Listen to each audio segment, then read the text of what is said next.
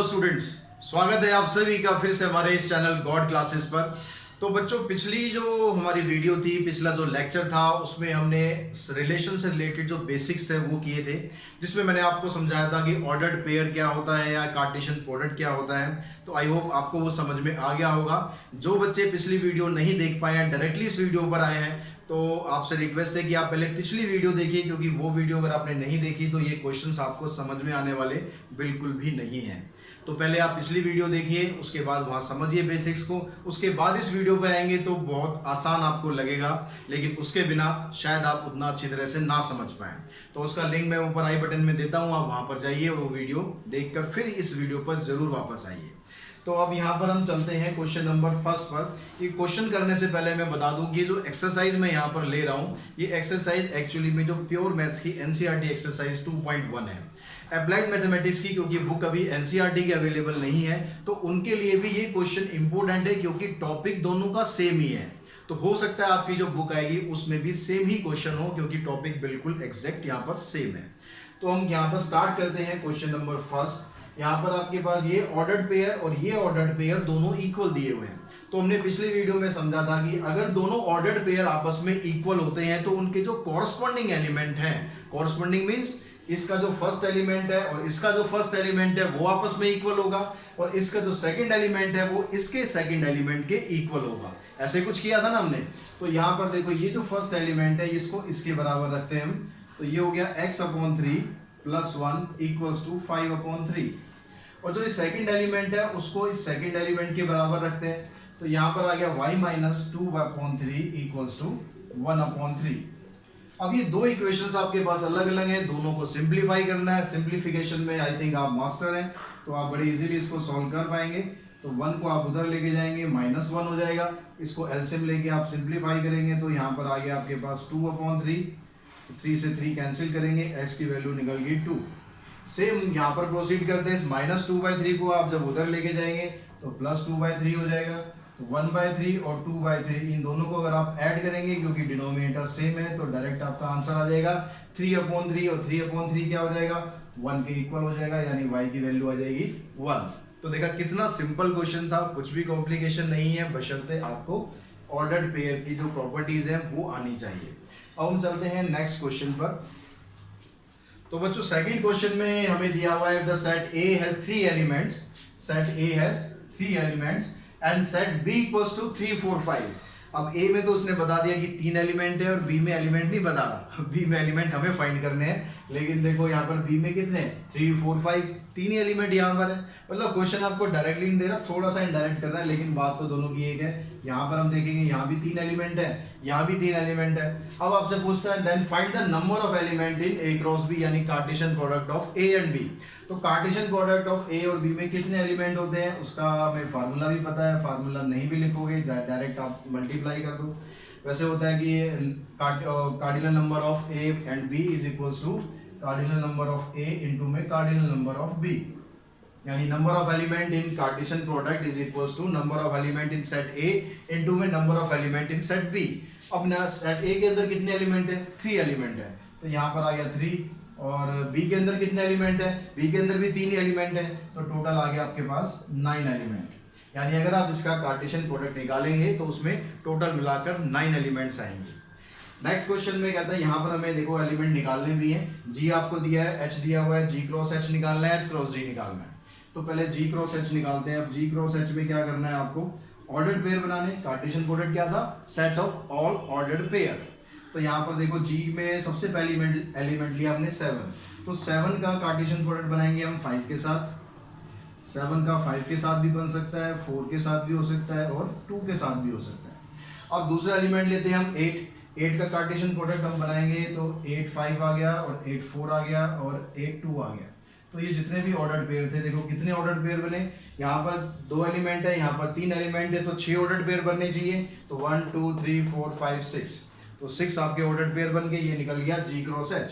अगर आप H cross G कर देते हैं, उल्टा कर देते हैं, तो ये भी आई थिंक आपको अच्छी तरह आ गया होगा कैसे करना है। पहले आपको H के एलिमेंट लेने हैं, तो H में क्या है आपके पास 5, तो 5 का ऑर्डर्ड पेयर बनाएंगे 7 के साथ, तो 5 7 5 8, फिर 4 का बनाते हैं 4 7 4 8, फिर 2 का बनाएंगे हम 2 7 और 2 8। तो आने इसमें भी 6 एलिमेंट है, इसमें भी 6 एलिमेंट है, क्योंकि जो नंबर ऑफ एलिमेंट होते हैं कार्टेशियन प्रोडक्ट में, चाहे आप h क्रॉस g निकाल लो या g क्रॉस h निकाल लो, वो तो हमेशा सेम आएगा, बस उसके एलिमेंट डिफरेंट होते हैं। तो क्वेश्चन नंबर 4 आपको दिया है बच्चों, यहाँ पर आपको बस ये बताना है कि स्टेटमेंट ट्रू है या फॉल्स है। लेकिन थोड़ा इतना आसान नहीं है, थोड़ा सा आपको ट्विस्ट क्या दे दिया, अगर स्टेटमेंट फॉल्स है तो आपको उसे करेक्ट करके दोबारा लिखना है। तो फॉल्स ट्रू फॉल्स बताना तो आसान होता है, कई बार हम तुक्के भी मार देते हैं, लेकिन आपको तुक्का बिल्कुल नहीं मारना, क्योंकि मैं आपको एक एक चीज बिल्कुल कंसेप्ट के साथ करा रहा हूँ। तो तुक्के की यहाँ पर कोई गुंजाइश नहीं है, बिल्कुल आपको एग्जैक्ट आंसर आएगा, बस आप ध्यान से वीडियोस देखते रहें और समझते रहें। अब ये स्टेटमेंट अगर फॉल्स है तो उसको आपको करेक्ट करके लिखना है, तो कोई ज़्यादा मुश्किल काम नहीं है अगर आपको सब कुछ पता है। तो यहाँ पर देखते हैं, आपके पास P के अंदर एलिमेंट है MN और Q के अंदर एलिमेंट है NM।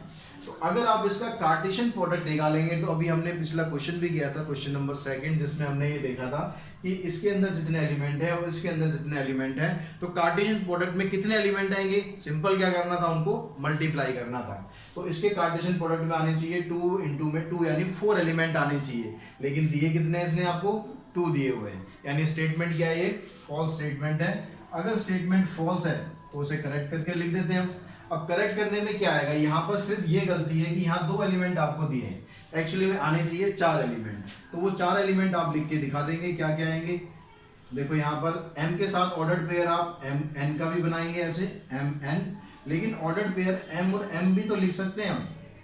तो मैंने इसके आपको पिछले वीडियो में इंपॉर्टेंट फैक्ट्स कराए थे, उसमें आपको बताया था कि ये दोनों एलिमेंट जो है सेम हो सकते हैं। ऐसा नहीं है कि यहाँ पर m है तो यहाँ पर m नहीं लिख सकते हो, क्योंकि ये दोनों अलग अलग वैल्यू है।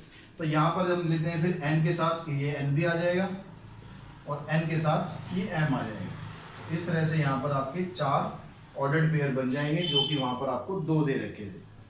तो नेक्स्ट पार्ट में देखते हैं, यहाँ पर कहता है A and B are non empty set, यानी A और B नॉन एम्प्टी है, मतलब खाली नहीं है, कुछ ना कुछ है इनमें। तो A क्रॉस B जो आएगा वो भी नॉन एम्प्टी आएगा, यहाँ तक तो ठीक है। हमने पीछे पढ़ा भी था कि भाई A और B अगर नॉन एम्प्टी सेट है तो A क्रॉस B भी नॉन एम्प्टी आएगा। तो यहाँ तक सारी बात ठीक हो गई। और non empty set of ordered pair, set होता ही है वो ऑर्डर्ड पेयर का, एक्स वाई की फॉर्म में हम लिखते हैं, ये भी ठीक है।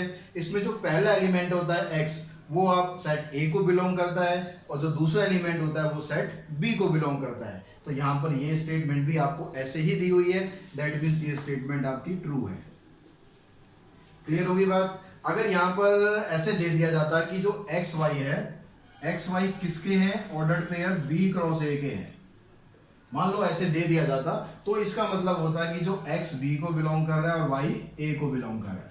लेकिन ऐसा हमें नहीं दिया, हमें A क्रॉस B दिया हुआ है, दैट मीन्स x A को बिलोंग करेगा और y B को बिलोंग करेगा, दैट मीन्स ये स्टेटमेंट आपकी ट्रू है।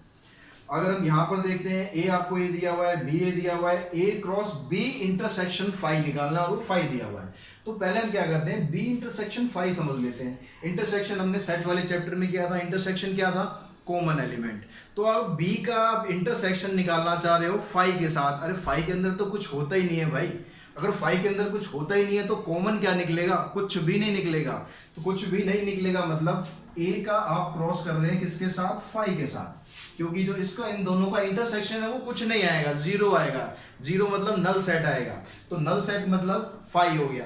अब फाई का क्रॉस आप A के साथ कर रहे हैं, तो इसमें जो नंबर ऑफ एलिमेंट आएंगे या जो एलिमेंट आएंगे वो कुछ भी नहीं आएंगे, कुछ भी नहीं आएंगे, मतलब यहाँ पर भी क्या आएगा, फाई आएगा। दैट मीन्स ये स्टेटमेंट भी ट्रू है। तो इसको आपको रीराइट करके लिखने की जरूरत नहीं है, ऑलरेडी जो उसने दिया हुआ है वो ठीक दिया हुआ है। तो इस तरह से हमने क्वेश्चन नंबर 4 कंप्लीट कर लिया। नेक्स्ट क्वेश्चन पर मूव करते हैं।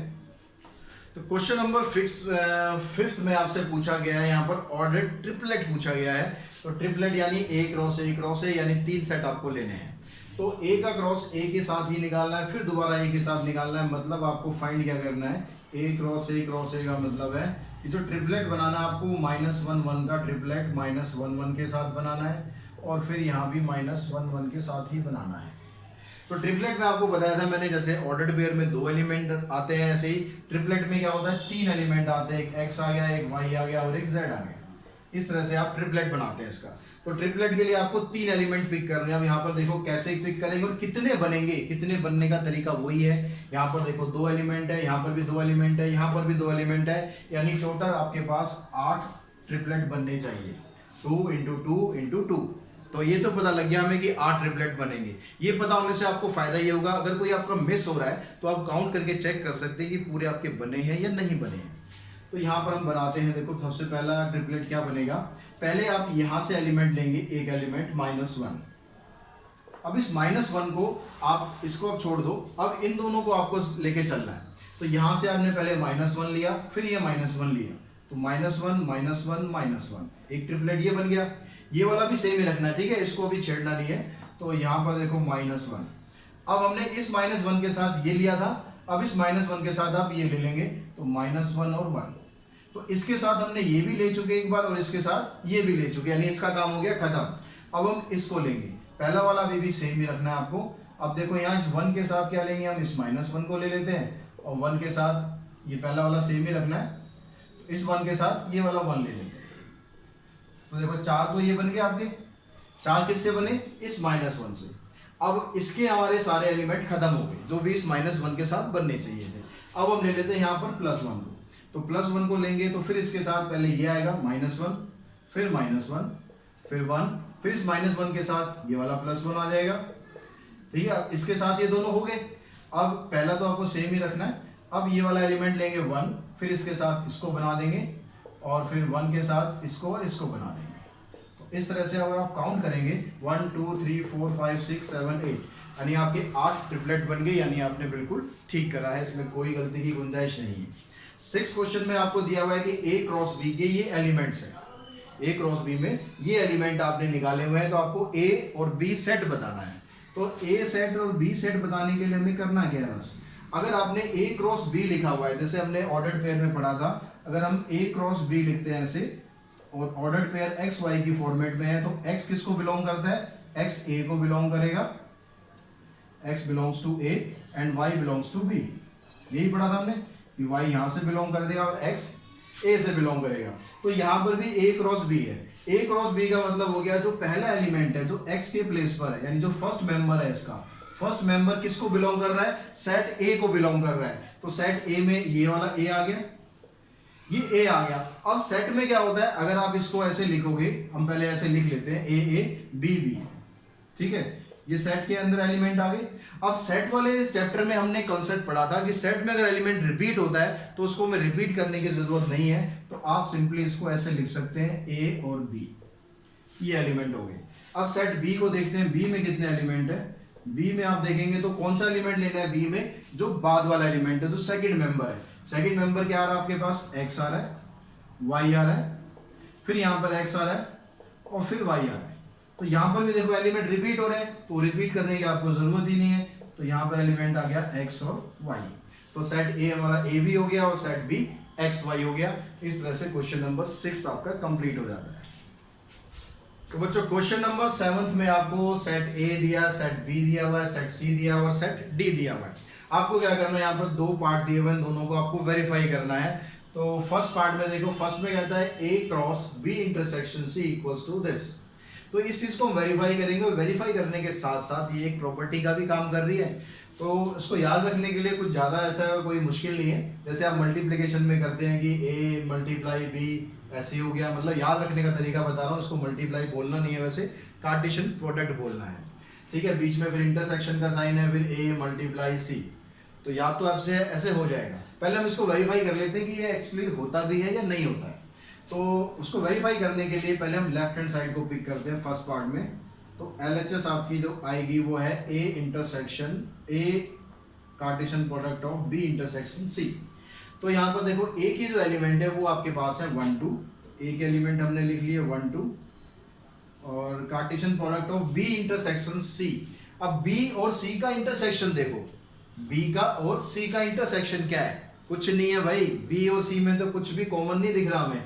यहाँ देखो 1 2 3 4 है, यहाँ पर 5 6 है, तो इसमें तो कुछ कॉमन ही नहीं है। कॉमन ही नहीं है तो इंटरसेक्शन क्या आ गया इसका, 5 आ गया। अब 5 को जब लिखते हैं तो ब्रेसेस नहीं लगाते हैं, ध्यान है ना, ये बात सेट में बताई थी। 5 अगर आप लिख रहे हैं तो ब्रेसेस की आपको जरूरत नहीं है।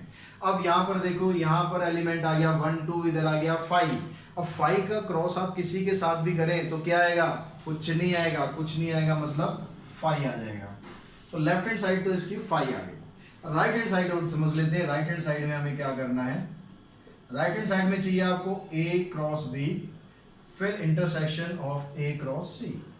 तो पहले ए क्रॉस बी निकाल लेते हैं हम। ए क्रॉस बी निकालेंगे मतलब ए और बी का जो कार्टेशियन प्रोडक्ट है वो निकालना पड़ेगा। अब ए में 2 एलिमेंट है और बी में 4 एलिमेंट है, यानी टोटल कितने आ जाएंगे, 2 × 4 8 एलिमेंट आ जाएंगे। तो वो 8 एलिमेंट हमें यहाँ लिखने पड़ेंगे। अब लिख लेते हैं, कोई लिखने में कोई बड़ी बात नहीं।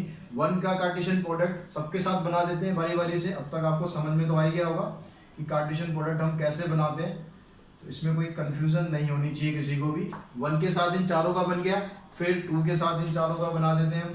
तो इसको हम यहाँ लिख लेते हैं 2 1, फिर 2 2, 2 3 एंड 2 4। ये बन गया आपका ए क्रॉस बी। अब इसका आपको इंटरसेक्शन फाइंड करना है किसके साथ, ए क्रॉस सी के साथ। अब ए क्रॉस सी में देखो यहाँ भी 2 एलिमेंट है, यहाँ 4 एलिमेंट है, बनेंगे यहाँ भी 8 ही। लेकिन क्या कॉमन आएगा कुछ, मेरे को तो लगता नहीं कॉमन नहीं आएगा, कुछ नहीं आएगा। क्यों नहीं आएगा, क्योंकि देखो यहाँ पर जो एलिमेंट है 1 2 3 4 तक है, यहाँ तो 1 2 3 4 का नामो निशान ही नहीं है, तो कॉमन तो कुछ आना ही नहीं है। लेकिन लिख के तो हमें फिर भी दिखाना है। तो 5 5 5 6 5 7 5 8 और फिर 6 के साथ ले लेंगे ऐसे 6 5 6 6 6 7 एंड 6 8। अब कॉमन तो यहाँ कुछ आएगा नहीं, क्योंकि दोनों एलिमेंट दोनों सेट में जो आ रहे हैं बिल्कुल डिफरेंट आ रहे हैं। तो इन दोनों का जो इंटरसेक्शन है वो भी 5 आएगा, यानी LHS और RHS दोनों बराबर हो रही है। दैट मीन्स जो आपकी फर्स्ट प्रॉपर्टी है वो वेरीफाई हो गई। सेकंड वाली में क्या है, सेकंड में कहता है कि A cross C is a subset of B cross D। इसको भी देख लेते हैं कि कैसा होगा।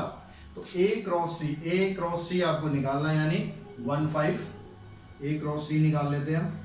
तो यहाँ देखो 1 5 आ गया, 1 6, फिर उसके बाद 2 के साथ निकालेंगे 2 5 एंड 2 6। ये तो A क्रॉस C आ गया, क्योंकि 2 एलिमेंट यहाँ थे, 2 एलिमेंट यहाँ थे, टोटल मिलाकर 4 एलिमेंट बनने चाहिए। 4 एलिमेंट हमारे बन गए। अब निकालेंगे हम B क्रॉस D। B में 4 एलिमेंट है, D में भी 4 एलिमेंट है, तो 4 × 4 16 एलिमेंट आएंगे। वो 16 एलिमेंट क्या होंगे वो देख लेते हैं हम। तो B क्रॉस D अगर आप निकालेंगे तो यहाँ से आ गया 1 के साथ इन चारों को बना देंगे 1 5 1 6 1 7 1 8। फिर 2 के साथ बनाएंगे 2 5 2 6 2 7 2 8। उसके बाद फिर 3 के साथ ऐसे ही सेम 3 5 3 6 3 7 3 8। फिर आपने बना दिए 4 के साथ, तो 4 5 4 6 4 7 एंड 4 8। अब सबसेट के लिए हमें क्या देखना होता है, सबसेट के बारे में जो कंसेप्ट था उसमें क्या था कि अगर A क्रॉस C के सारे एलिमेंट B क्रॉस D में आ जाए तो सबसेट हो जाएगा।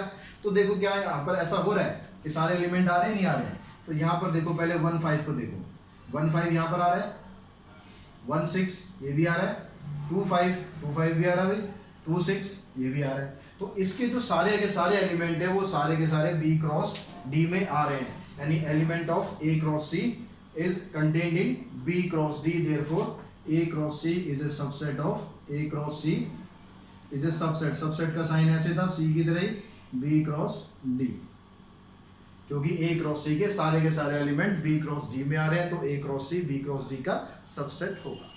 क्वेश्चन नंबर 8 देखेंगे बच्चों। 8 क्वेश्चन में कहता है सेट A में एलिमेंट है 1 2, सेट B में एलिमेंट है 3 4। कहता है राइट A क्रॉस B, यानी Cartesian product of A and B। पहले हम ये लिख लेते हैं, तो ये A में 2 एलिमेंट है, B में 2 एलिमेंट है, तो जब A क्रॉस B करेंगे तो उसमें 4 एलिमेंट आएंगे।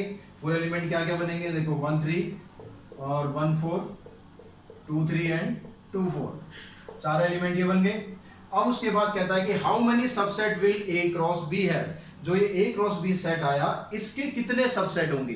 तो नंबर ऑफ सबसेट का फार्मूला अगर हम निकालें तो क्या बनता है, number of subset of A cross B। तो नंबर ऑफ सबसेट का फार्मूला था 2n। याद है ना, हमने सेट वाले चैप्टर में पढ़ा था। तो n क्या है यहाँ पर, n का मतलब यहाँ पर 4 एलिमेंट है।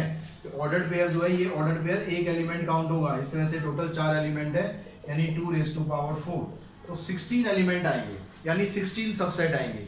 अब आगे कहता है लिस्ट देम, तो उसकी लिस्ट भी से बना के दिखाओ भाई। चलो लिस्ट भी बना लेते हैं। तो सबसेट क्या क्या आएंगे। अब सबसेट जब भी हम लिखते हैं तो सबसे पहले मैंने आपको क्या बताया था कि जो फाई होता है वो सभी का सबसेट होता है, और जो सेट होता है वो भी खुद का सबसेट होता है। तो हमेशा जब भी आप लिखेंगे सबसेट में, तो एक तो फाई को जरूर लिख देना है, और जो सेट आपको दिया हुआ है सेट या का नाम यहाँ पर ए क्रॉस बी है तो ए क्रॉस बी लिख देंगे। मतलब फाई जिसके अंदर कुछ नहीं है, ए क्रॉस बी जिसके अंदर ये सारे हैं, वो दो तो हमने बना दिए। अब उसके बाद क्या करना है, आपको एक एक एलिमेंट लेके चलना है। एक एलिमेंट, ये पूरा एक एलिमेंट है, यानी 1 3, क्योंकि ऑर्डर पेयर है तो ब्रैकेट में अंदर दिखाना जरूरी है, और ब्रेसेस दिखाना है क्योंकि आप सेट बना रहे हो। फिर ऐसे ही 1 4, फिर 2 4 और 2 3 और 2 4, तो एक एक एलिमेंट हमने ले लिया। अब उसके बाद क्या करना है, दो दो एलिमेंट लेने हैं, तो दो एलिमेंट आ गए यहाँ से 1 3 और 1 4, उसके बाद फिर 1 3 एंड 2 3, फिर उसके बाद लेंगे 1 3 के साथ 2 4, इस तरह से ये एलिमेंट आ गए 1 3 के साथ होने वाले। अब 1 3 को छोड़ दो, 1 4 के साथ ले लेते हैं। 1 4 के साथ क्या क्या बनेगा, 1 4 और 2 3, फिर 1 4 के साथ 2 4, उसके बाद फिर 2 3 के साथ 2 4, तो दो दो वाले ये हमारे पास 6 एलिमेंट बन जाएंगे। उसके बाद अब तीनों को इकट्ठा लेना है। अब तीन को इकट्ठा लेंगे तो क्या आएगा आपके पास, देखो 1 3 से स्टार्ट किया, 1 3 के साथ हमने 1 4 को ले लिया और 2 3 को ले लिया, तीन ही हो गए। अब उसके बाद दोबारा लेंगे तो 1 3 के साथ 1 4 लिया, और 1 4 के साथ फिर हमने 2 4 ले लिया। फिर एक बार दोबारा से 1 3 से स्टार्ट करेंगे, लेकिन इस बार 1 4 को छोड़ देंगे, क्योंकि 1 4 के साथ हम ये भी ले चुके हैं ऑलरेडी और ये भी ले चुके हैं।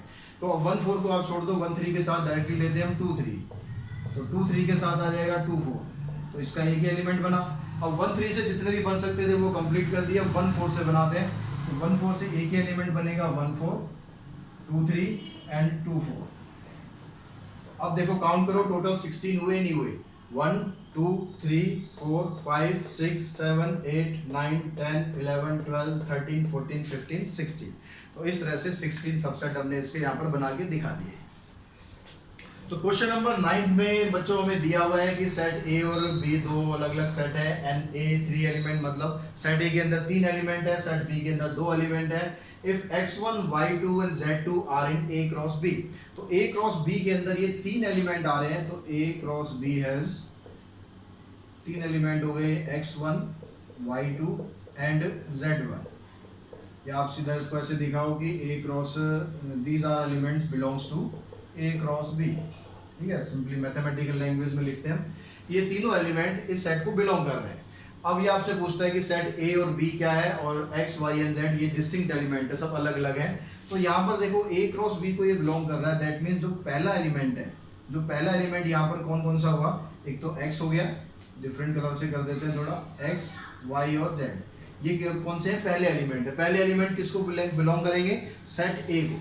तो सेट ए हमारे पास क्या हो गया, सेट ए हम निकालेंगे, यहाँ पर सेट ए की वैल्यू आ गई x y एंड z, तो ए सेट आ गया आपके पास x y एंड z, और सेट बी क्या हो जाएगा, जो दूसरा एलिमेंट है वो सेट बी के हैं। सेट बी में क्या आ रहा है, 1 2 और 1, यहाँ पर 1 2 और 1।